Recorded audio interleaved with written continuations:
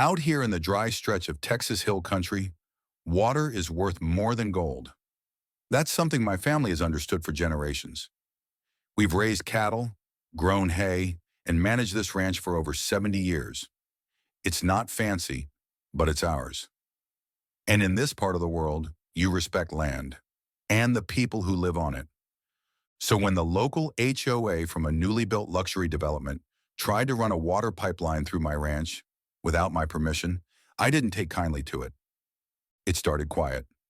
I got a letter, sealed and formal, talking about easement access and shared community resources.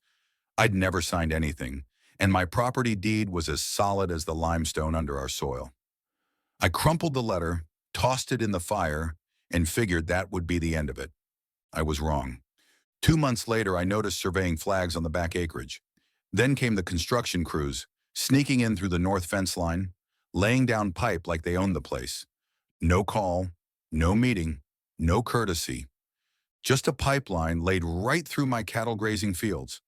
When I confronted the foreman, he handed me a document with a forged signature claiming implied access had been granted through a partnership with a now defunct land trust that used to own an adjacent lot. Total garbage.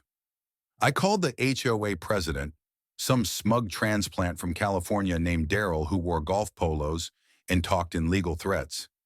He told me to get over it, and that progress didn't wait for dinosaurs. I smiled and hung up. I'm no dinosaur, but I do know how to fight smart. See, what these city folks didn't realize was that this pipeline wasn't tapping into some municipal water grid. It was drawing from Rattlesnake Springs, a natural aquifer-fed spring that sits upstream.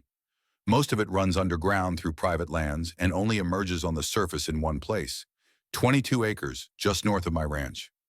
At the time, that land belonged to an old widow named Ms. Linney, who had been trying to sell it for years. It had no road access, and no one showed interest, until me. I bought it within 2 weeks.